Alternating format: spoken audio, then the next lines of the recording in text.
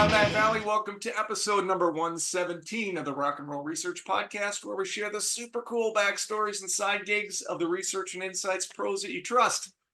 I am super excited to welcome Jeffrey Reesing to the podcast today. Now, Jeffrey is currently the Senior Vice President of Corporate Sales and Customer Experience at a company called Dynata, which most of us listening to this podcast are well familiar with. They're the world's largest first-party data company. They're extremely important to the research industry, and I would venture to guess that most of us entrust Dynata on a daily basis for our sample and other needs. Very important company in our space. Now, Jeffrey has put together a very nice professional career, but in a parallel universe, he just might as likely be selling millions of records. I mean that quite literally, because a couple of his old bandmates have in fact done that, sold literally millions of records. So we're going to talk about all that and more on today's podcast. Welcome to the show, Jeffrey. Thanks, Matt. Appreciate it. Appreciate you having me. You can call me Jeff and be less formal too. My mom and wife call me Jeffrey. Okay, so. Jeff it is. You can just call me Jeff. Yeah. Good to be here. Jeff it is from here on out. Okay, before we get started, those who have seen the podcast recently know that I've been taking this mental performance shot called Magic Mind. Good partner company of mine. I've been taking this for over a month now. Keeps me mentally focused, gives me nice clarity on a daily basis without kind of that jitteriness that comes from too much coffee. So I'm going to go down the hatch with this, Jeffrey, and then we'll get started. Yeah. How's it taste? It's tolerable. Yeah. Got a little bit of a sweetness, but you know what? If it tasted too good, then you wouldn't trust that it was doing anything good. Correct. So one last thing, if anybody's interested in this, I'm always more than happy to talk about it. But if you want to go to the site magicmind.com/rock and roll, they give you a real nice discount of almost 50% on a first-time subscription. Almost 20% on a one-time purchase if you use the code rock and roll 20. All right, there we go. Ready to roll.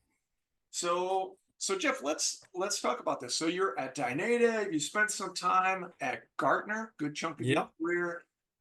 Tell us how you found your way into this insight space and a little bit about what you're doing at Dynata. Yeah, it's a long road, kind of a weird road, I guess, but I guess I've been now for the last 25 years in some piece of research or data. Okay. So you mentioned Gartner. That I was just thinking I literally started at Gartner 25 years ago. Wow. That's obviously in the IT research and advisory services industry. Love that. Sure. Great gig. Kind of built my whole career there. And I left to go to another data company, which was totally different, commercial real estate data, which was CoStar. Okay. Worked there for about 7 years, providing, market leading, kind of the only game in town, commercial real estate data. Okay. And then a good friend of mine who I worked with for years at Gartner recruited me to come over to Dynata. Had never worked in the market research insights world. Totally new to me, but hired me to come over and develop and build out our whole corporate go-to-market plan in our sales and operations division. Sure. So I took that on, and it's been great. Super interesting because we're working with all the brands that we can.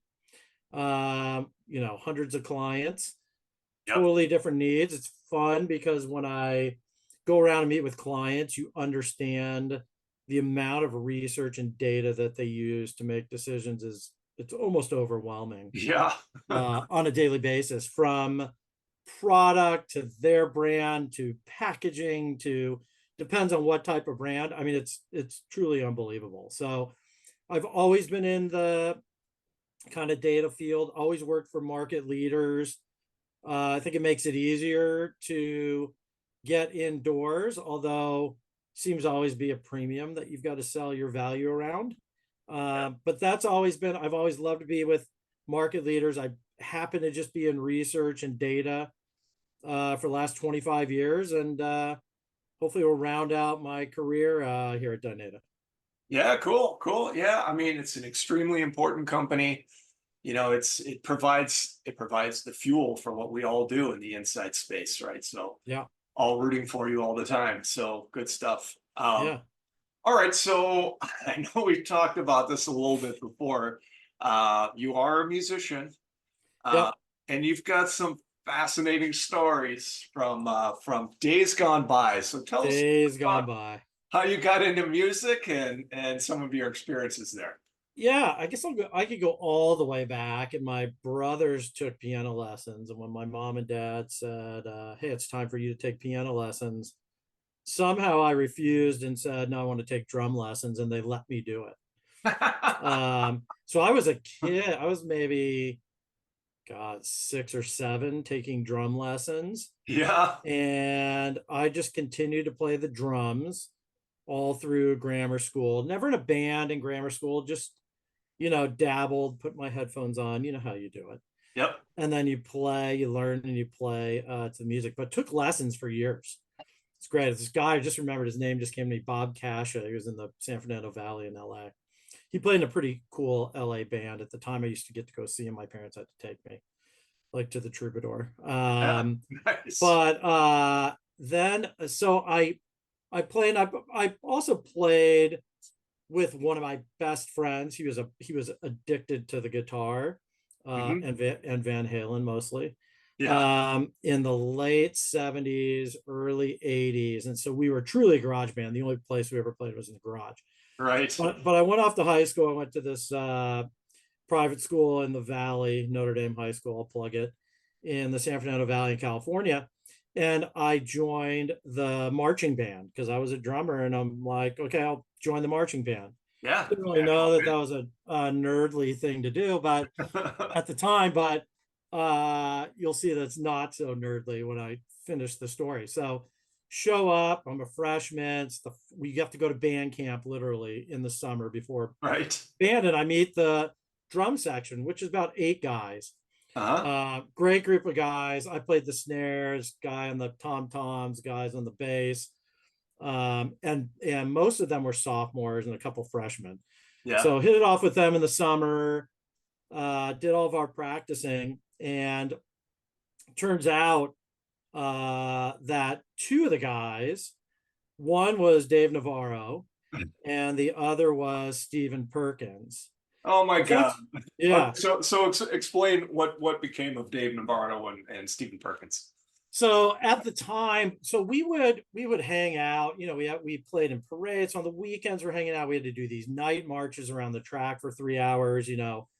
Constantly. It was a really good performing marching band all over California. Right, we won Yeah. contests and all that.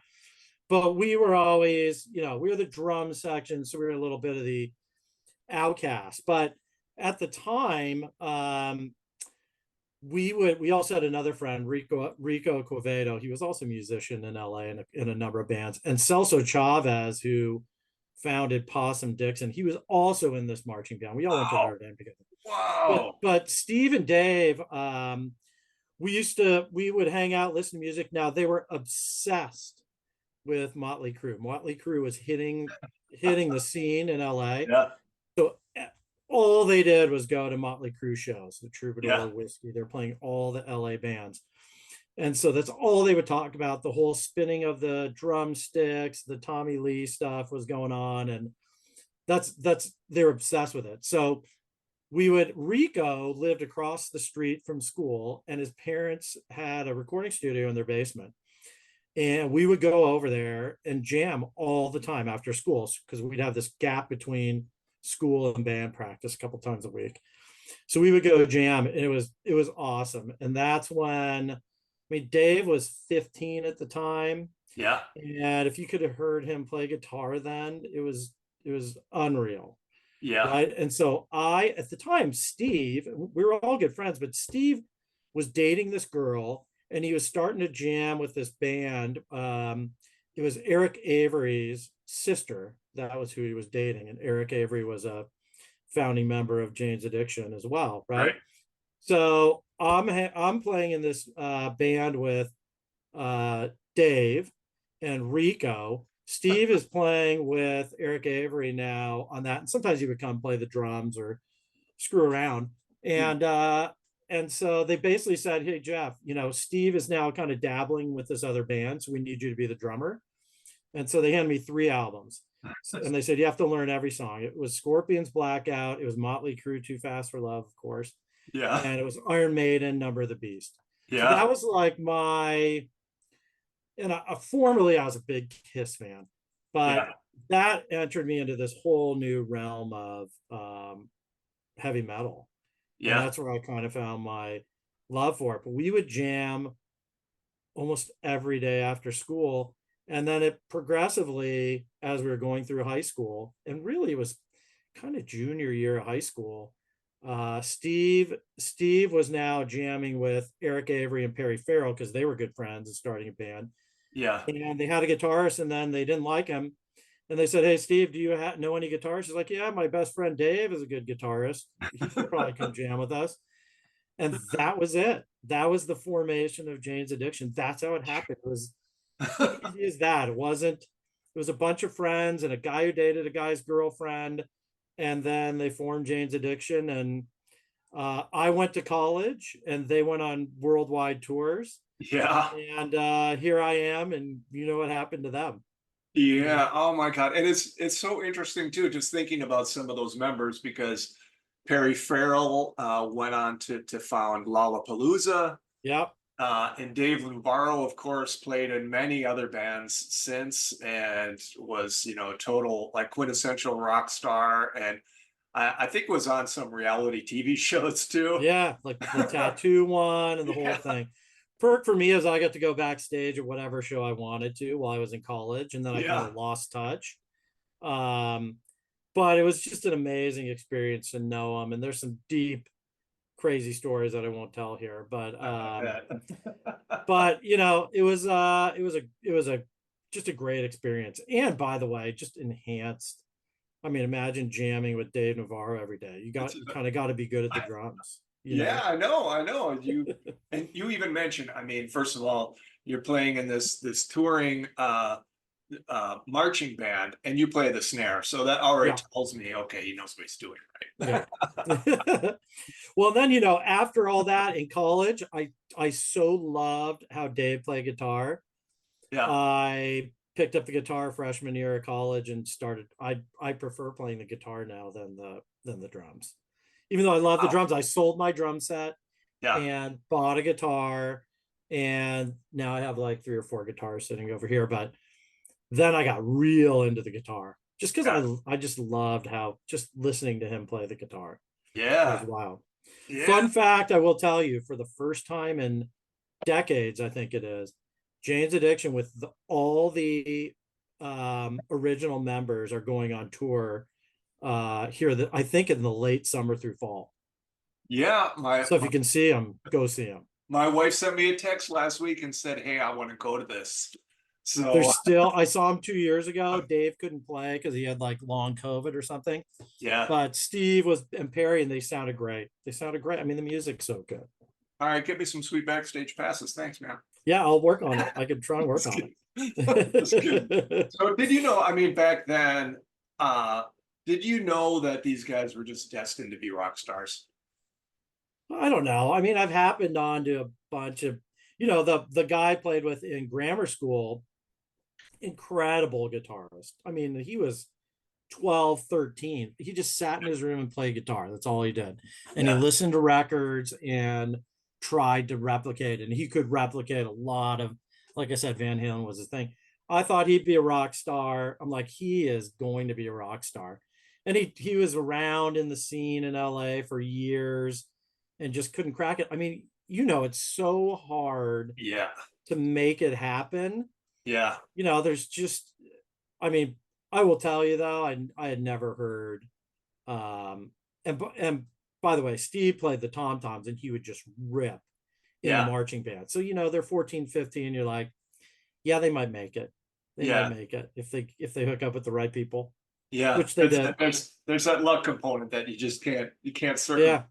It's there. Totally. And you got to be in the right place at the right time. Okay, so The that's first name of their band was Disaster, and then they became Jane's Addiction. disaster to Jane's Yeah, Addiction. probably That's better awesome. name. Probably better name. Yeah. It is. It is. Okay, so with that really interesting and unique context to going off to college and starting your professional career, um, as you think back, are there any lessons you took from that experience that you applied to your professional career, or Yeah, I'd total say, clean break? yeah, I'd Which say there's a couple things, right? One with music. I think with anything, especially in your career and your craft, if you would say, right, your profession, yeah, the more you practice, the better you'll get. And there are most things I think in life are practicable, right? The more right. time you put into it, the better Yep. you'll get at it. And the other thing I think I learned was there's no, and this is just in life, I think too. There are no, you can't judge a book by its cover, right? Like you can't tell. I was walking around my son's college campus the other day when he graduated. I'm like, you really can't look at someone and say that person's probably smart because you have no idea what smart people look like, right? Right. But that, and just like to your question, uh, did you know that they're going to be rock stars? Well, you could walk around, you probably would never know that they would be worldwide rock stars because they're sitting in this small private Catholic high school in the marching band. Right. But so you can Yeah. never judge it. So I would Yeah. say it kind of taught me that it sounds so cliche and stupid, but whatever you want to be, you can make it happen. Right. Yep. Those guys made it happen. So, Yeah. I carry that in my career, in my personal life. Like if you really want to go after something and you do, and you put the time into it and you practice it, you could pretty much attain it. Sure. Sure. Yeah.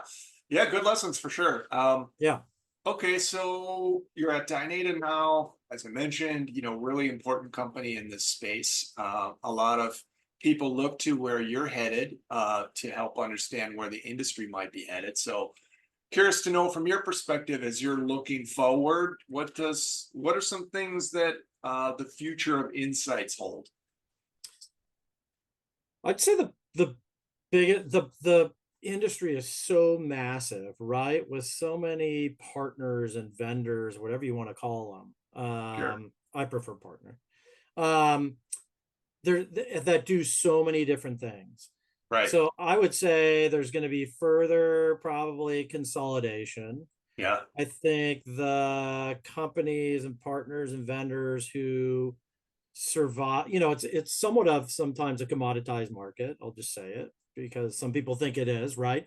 So the way you survive and you thrive and you grow is you have to really take a step back and say, what do we really want to be? And then we need to be great at that. And we need to Yep. put time and money and resources behind what we want to be. And it's Yeah. got to be differentiated in the market, Yep. right? So, like, we're in this kind of 2 to 3 year transformational plan on who do we want to be in the marketplace. Because if we don't want to do this, let's just not even try and do it. If we're kind of good at this, let's not do this. If we're great at this, right, highest quality panel and sample, then Mm. let's put most of our eggs in that basket. And on the front and back end, we'll do this and that. But going forward, let's define who we want to be and how is that really differentiated from other people who play in our space or that space. Sure. And if you're the best, you'll grow. If I think the days of dabbling in things that you're not the best in, but that you kind of Yeah. can do, I don't think that's going to be a long term play for anybody. Yeah. Right. So, and I'm already seeing and hearing and having conversations about, hey, you do that really well. We do this well. Do you want to partner together and go see corporate brands together? Which we've Hmm. never talked about before, right? It's always a competition. So I think there'll be more of that. I think there'll be more collaboration between partners for Right. corporate brands. I think that people will get really good and be the market leader in what they do, and they'll be fully differentiated. If you're not, I don't know how long you'll survive. Hmm. And I've always believed that, right? In all of these jobs in my career, if you don't have competitive differentiation in kind of a big way, and you send that message through the industry, you can Yeah. thrive. If you don't, you're just a player that'll either be cornered out, bought, Yep. pulled, whatever. Yeah, I think that's a really interesting observation. It doesn't come up that much in this question on the podcast, so I love to hear it. Just Yeah, thinking about like the last 25 years of the insight space, I've seen it go from being a pretty aggregated industry, which was, consolidated under, let's say, like the four big global players, yeah, to now, I think it's more fragmented than at any time that I've seen it. yeah, And that's not necessarily sustainable. And I see a lot of the dynamics that you just shared at play, and it'll be interesting to see how it plays out. So yeah, yeah. So we'll see. I mean, it's an interesting time. I think, the next 2 or 3 years will tell the tale. yeah, absolutely, cool. All right, Yeah, so this is a podcast. It's media, right? yeah. You've got an extremely busy job. We all carve out time for media, so I'm curious to know when you turn to media. Big, broad question for insights, inspiration, or enjoyment. What is the media you're consuming these days? I'm an old man, so I'm not a big social media guy, right? Don't have Instagram, Facebook, TikTok, don't have any of it. Don't have time for it. That's why I can't do it. I can't, because I'll get stuck in it. Yeah. And I know that LinkedIn isn't well, it's becoming a social media platform if it isn't already. I Feels a do lot actually more go, than it ever used to. Yeah. yeah, way more. I do get a lot of content because there's all types of media on LinkedIn, and Sure. I'm on it all the time, for various reasons. So I do consume a lot of media through LinkedIn, which would be educational, inspirational podcast clips. Like I can't sit for hours and do that. So if I've got a 5 minute or 10 minute thing, I'll do that. Sure. Outside of that, for me, I've always been about music. So probably like you want to know what inspires me is live music. Like I will Absolutely. go see live music. I mean, it's not necessarily going to provide me a lot of information. Um, but as far as that's what kind of keeps me going, Yeah, right? totally. I need And that just to keep the engine running. totally, totally. Yeah. Yeah. Um, Okay. and I have a very wide variety that I turn to for different things. I went to two concerts last weekend, back to back with my wife, Saturday and Sunday. Let's So hear it. we'll I'm go. curious. They're very interesting. So we saw Natalie Merchant at the Walt Oh, Disney Concert Hall in absolutely. LA, Yeah, which big I've fan. seen a couple short shows there before. They have supposedly a perfect acoustics. It's an incredible place. Not very many concerts happen there. It's mostly the LA Phil that Sure. plays there, but she played there. I saw Chris Cornell there about 8 months before he died. He played 28 Wow. songs, just him and a cello player. It Wow. was unreal. Wow. And I saw years ago Alanis Morissette play there when I wasn't even really a fan, and now I've seen her like 10 times. Yeah. And then the next night, we went to San Diego to the Shell, which sits on the San Diego Harbor. It's just, if you can go there, ever see a show, it's incredible. Perfect weather. And saw another oldie but goodie, Sarah McLachlan, who I used to Yeah. be a fan of. It was her 30-year anniversary of her Fumbling album. She was absolutely incredible. She sounded Yeah. better than ever. So it was the two ladies that night, those 2 nights. Got a few other shows coming up. One will be Creed, because that's my favorite karaoke. Yeah. And they're coming around, but I go see as much live music as I can. Yeah. Cool. Me too. Yeah. I'd love to hear it. Yeah. Love to hear Yeah. other people keeping it alive. So cool. Yeah. All right. Well, speaking of music, Jeff, this is, of course, my favorite question to ask on the podcast.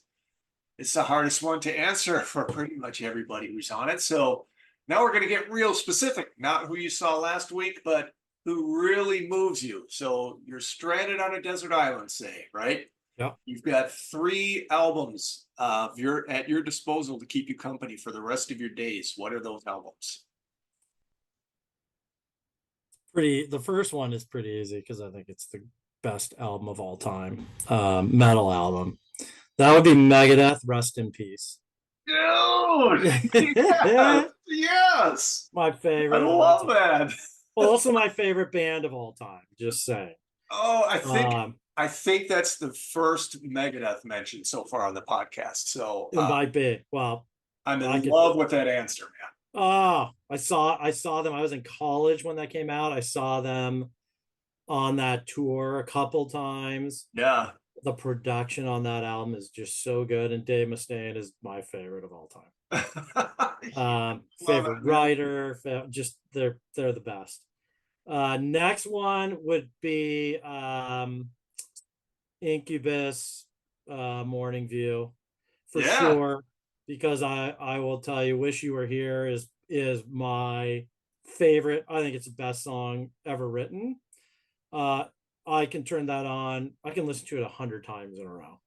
Yeah. Whenever I get down or ever want to get a little lift and I want to think about California and LA here by the beach, Yeah. it's Morning View, and it's those songs. That album I thought was unreal. Love it. Love it. All right.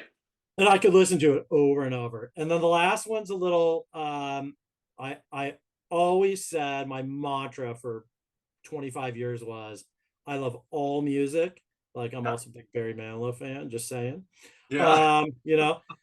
Except for rap and country. Then my kids went down to SEC land and they have started getting me into country. But I'll tell you, it would be Morgan Wallen's new one thing at a time album. Wow, what a convert. Yeah, such a convert. And by the way, I don't even like a lot of country music, Yeah. but his is just so good and catchy. And it's just there's other country I'll listen to. I'm like, no, don't like that. Don't like that at all. I don't like the poppy country. I know that's pop, but it's a different vibe. Yeah. And I've listened to that album 100 times. So I love it. yeah, it's funny that we say album and record because people don't say that anymore. Well, yeah, and I know Or disc, I started with disc. That was confusing, and then I went to record, and then I ran into problems, especially like Yeah. people from the UK. They're like, a record is a song, right? So Yeah. that, Right. more specific with the album. So anyway, still working on Yeah. the language. What but- media file do you like the best? Would you? Yes, yeah, that's right. It's an album. It's an album. It's an album. That's right. Those would be the 3. I could live probably on those. And I have, for years. Cool. Well, I have to salute you for coming clean right here on the podcast. It's like, Yeah. hey, country music convert for the world to hear. So I love that. By the way, my go-to is metal. And Yeah. I will tell people when I want to relax, I turn on some really good, like Rest in Peace, good metal. Yeah. And they question how I'm able to relax to that, but that's my relaxing music. Man, I get it. Yeah. Slayer is really where my heart lies. So- love me some Slayer. Totally. Without the Heaven, so good. Oh yeah, absolutely. Well, this has been a great chat. I want to remind everybody, if you're interested in this Magic Mind here, give me a shout or go to magicmind.com/rock and roll for a good deal on this product, this mental productivity shot, which works for me. But Jeff, we need to see each other at a conference. Sure. Yeah. And we need to talk metal, man. It can't be it for us. Or maybe we need to find a conference that's near a metal upcoming show. I know you're It's probably what we need to figure out. That's right. Let's be strategic about this. Yeah, absolutely. Exactly. All right, Jeff. Thanks so much. Really appreciate the chat. Let's talk soon. Rock and roll.